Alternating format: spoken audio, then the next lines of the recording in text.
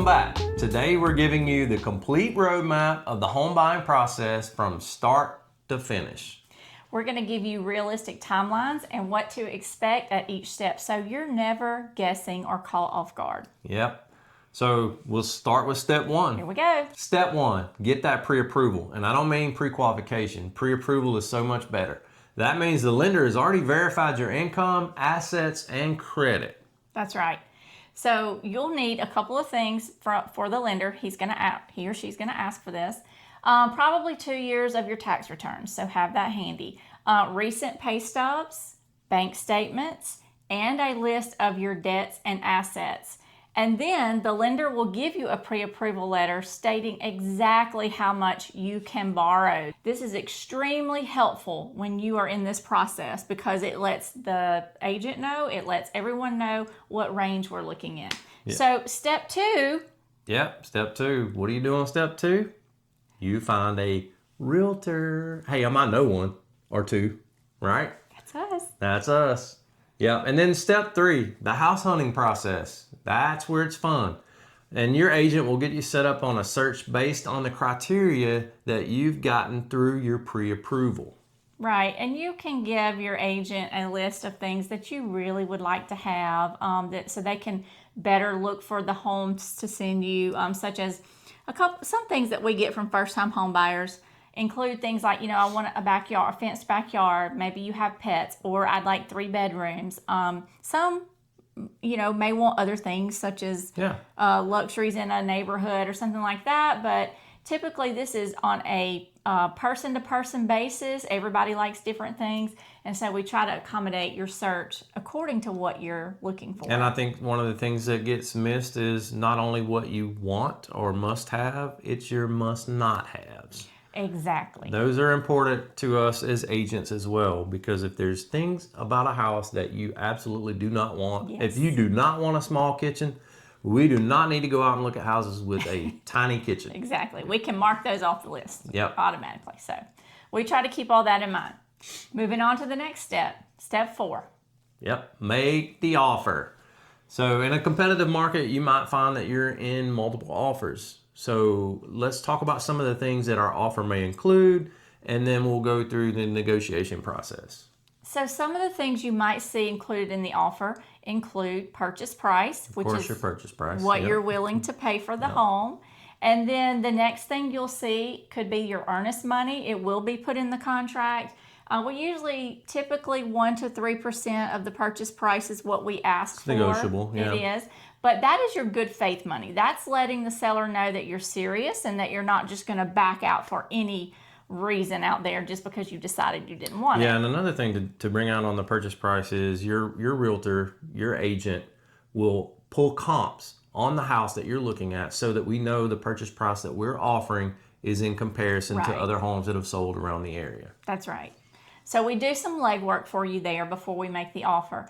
Another thing that will be included is your financing contingency. That just means that if your financing were to fall through for some reason, that you are not responsible for carrying out the contract. Then next would be the inspection contingency. Obviously, we want you to get a home inspection through a Mississippi certified home inspector. We always recommend that. We want to make sure that the home has no major issues that would cause you not to want to buy this home. You'll also see general repairs that may need to be done on the home. Those are negotiable with the buyer and seller to negotiate those repairs, so that can be done in the home. We can find that in the home inspection, So your inspection will cost you around $300 to $350, and that does come out of pocket. But like we said, that is worth every penny, so you can see maybe something that's hidden, problems that we can't see, with the naked eye. So we include that for sure. Yep. You always want to get the inspection. Then, of course, the appraisal contingency is the other contingency that usually takes place about 2 to 3 weeks into the process. Your lender will order the appraisal. Now, we just want, with a mortgage, there is always going to be an appraisal 99% of the time. We have to make sure that the home actually appraises for the amount that we've offered on it. And that's done through the appraisal. So one thing that we want to bring out is people always ask us this, what is my out-of-pocket expense to get this thing to the closing table? Well, you've got your earnest money, you've got your inspection, which is $300 to $400, just depending on the size of the house, and then you've also got your appraisal. Those are all out-of-pocket expenses most of the time prior to getting to the closing table. Yes. So the next step is step 5, and that is negotiation time. And that's where your realtor comes in. He's your bulldog. He is your advocate. And so this will take sometimes 1 to 3 days, where you normally are the one doing this. I'm more behind the scenes, guys, but you can go back and forth for a couple of days trying to get our buyers the best deal. Yeah, once we structure the deal, we'll submit that offer to the listing agent. The listing agent will obviously get up with the seller, and they'll go over the contract, right? So they have the ability to either accept the contract, reject the contract, or counter the contract. And so this negotiation can take, 2 to 3, 4 days sometimes, Right. just depending on, how many times you go back and forth.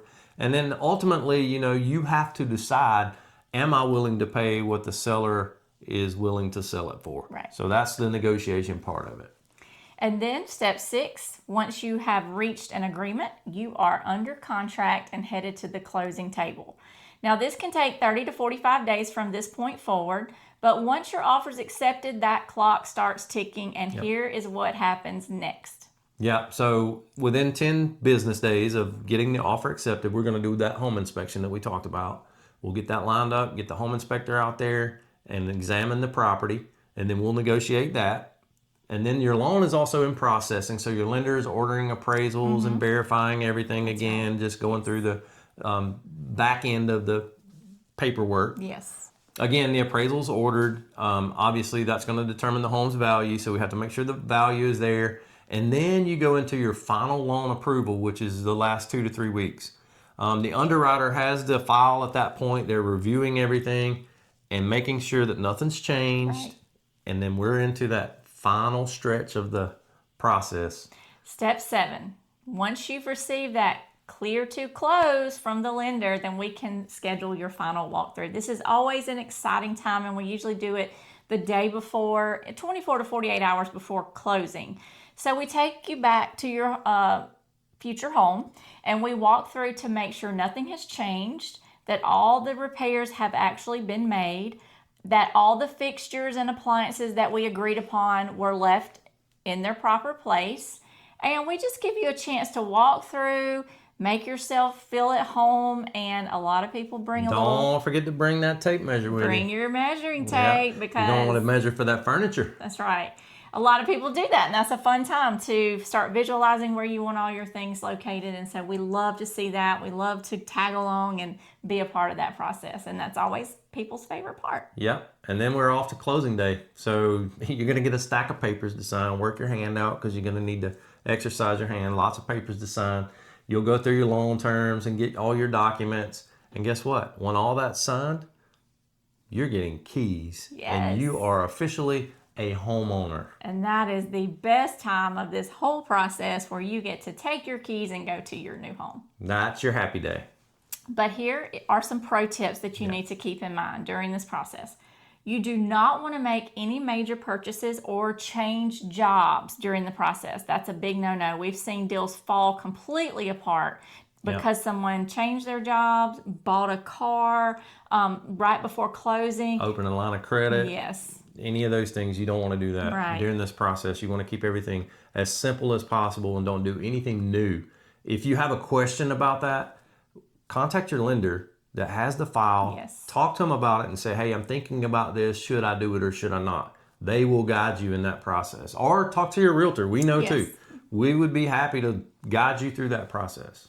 Yes, and another thing that is important is to keep all of your documents organized and also respond quickly. So when your lender asks for something, get it to that person very quickly, because any delays in getting your information to him or her will cause delays for the underwriter. So a lot of this depends on your reaction time. And so stay in touch, do what they ask.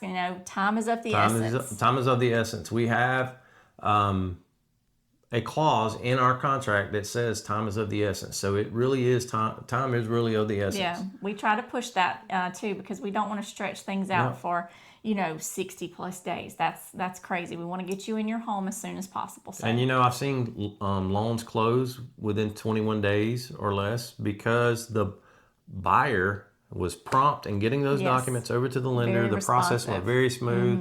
We lined up inspections early, and if you do that, you can make this process a lot less timely.